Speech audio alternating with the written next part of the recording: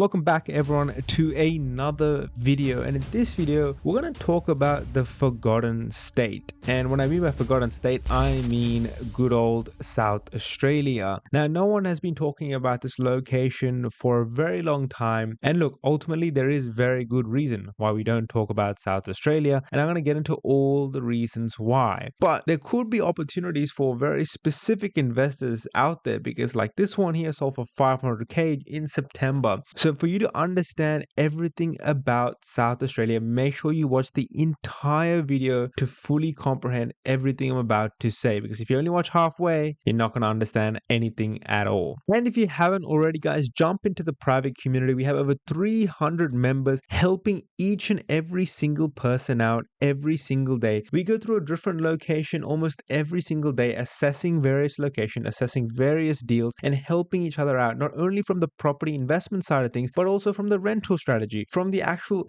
building and pest inspection, as well as with the lawyers and conveyances and contracts. We can help you guys so much for a fraction of a cost of what other property gurus and buyers agents charge. You'd be an absolute fool not to jump in. So make sure you make the right decision and jump into the private community right this second. But let's get back into the video. Now, in terms of Adelaide, there is a very specific part of Adelaide that I do want to talk about in this video, and that is to do with the city of Playford, right? When you look at this location, it has a number of suburbs that has performed extremely well from about the 2019 mark to all the way to about 2024, where we saw heaps and heaps of money being made in this location. And we're talking about locations like Davern Park, Elizabeth Downs, Smithfield Plains, Andrews Farms, and more. And I'm going to go through the data of those locations for you. And so when you look at the city of Playford, you see the median buy price is around $700,000. But realistically, you can find properties anywhere from about 500k to about 750k as well, with yields ranging from around 3.5% to a maximum of around 4.5% to maybe in very specific deals 5%, but generally 4 to 4.5 is what I find in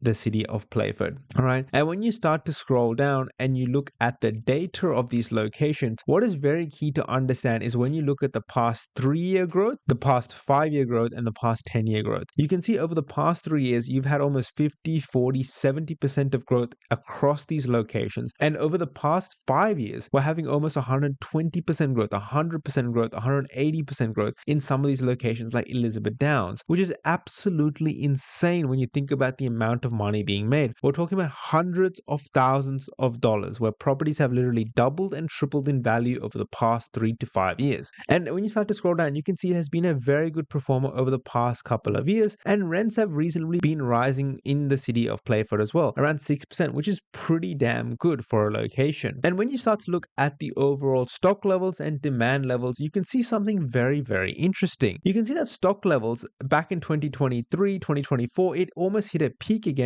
after the 2021 run. But in recent times, you're seeing stock levels starting to plummet once again. And you look at 2024 to 2025, and the latest trend is that the stock levels are continuously dropping, which means there's less properties on the market, which often leads to capital growth. In a very similar vein, in 2023 to 2024, we saw a lessening of the demand. And once again, over the past couple of months, we're seeing an increasing in demand in this location. And that makes you wonder who is buying in locations that have literally doubled and tripled in value. But I will get onto that a bit later. And when you look at the city of Playford, you can see that the affordability is sitting at almost 40 to 45 years, and in some suburbs it's even worse. You know, this is the sort of affordability levels you see in inner city Melbourne, right? And this is partly because of all the growth that it's had over the past couple of years. And then the other red flag you can see is that the building approvals are at, I would say, all-time highs, with almost 2,000 new homes possibly coming onto the market within the next 12 to 18 to 24 months. There's just that much new housing coming into this area, which increases the overall supply and then slows down capital growth. And just to show you a couple of different suburbs, when you look at Smithfield Plains, a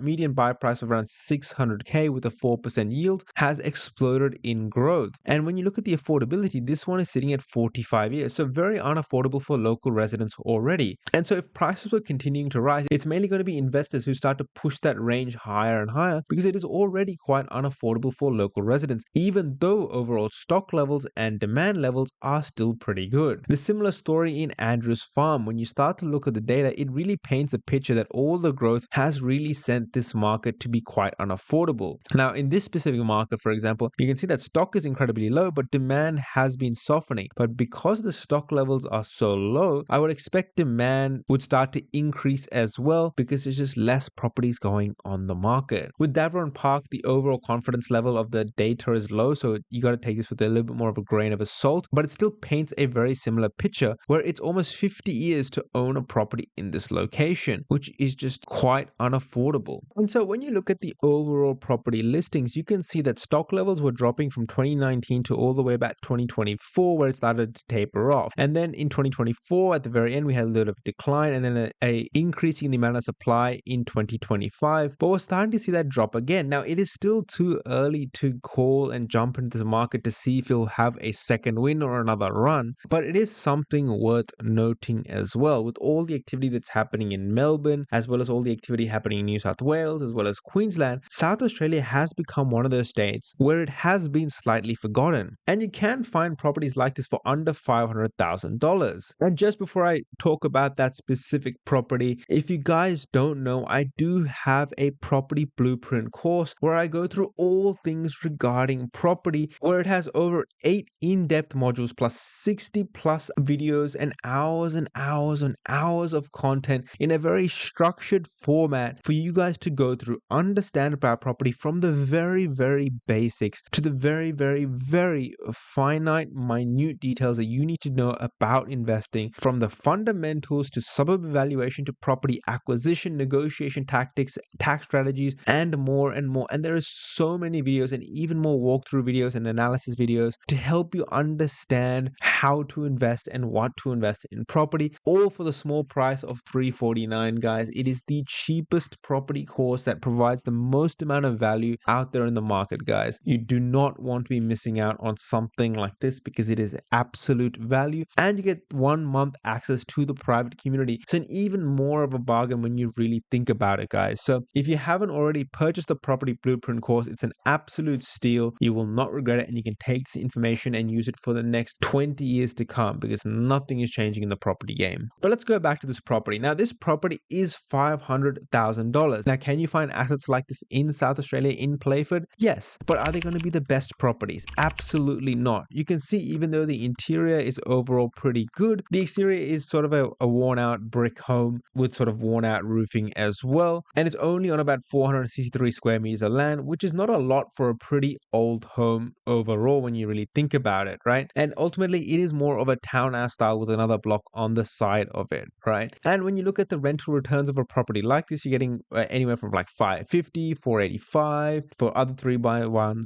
with other 3x1s going for about 450, 460. And so when you put the numbers on the property portfolio summary sheet, you can see this one's around 500k, stamp duty of 25k in South Australia, it's a little bit higher, and rent about 450. So the yield is sitting around 4.7 to 5%, right? And that gives you about a negative $15,000 cash flow before tax, or about negative $9,000 after tax, or at $800 per month, which is still pretty, quite in the negative. And when you really start to put all these factors together, number one, you're buying into a market that has literally grown about 100% of the past 5 years. The affordability is sitting very high, around 40 to 50 years. Property prices have doubled. The buy-in price is a little bit high, and the yields are much, much lower than what you would be buying 2-3 years ago. It really begs the question whether you should be jumping in. Now, my honest answer is no.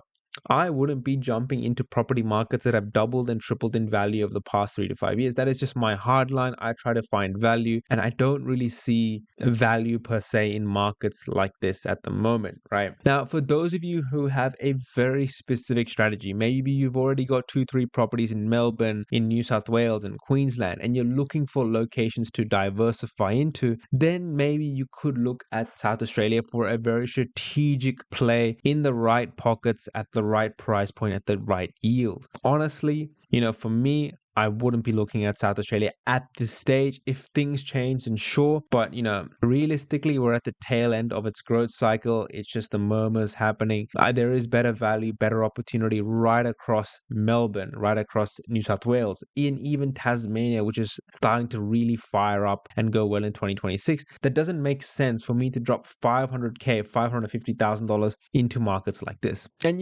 realistically, when you look at the properties available across Elizabeth Downs, you just have to scroll the listings, and you can say realistically for a 3x1 you're really going to have to pay around 600,000, 620, around that sort of price point. So if you're going anything with less than that budget, it's not enough to actually be able to secure a house with land. You may be able to get a townhouse under 500K, under 550, but if you want a proper good quality home, you need about $600 to $650,000, and there's just better assets right across the other parts of the state, in my opinion, guys.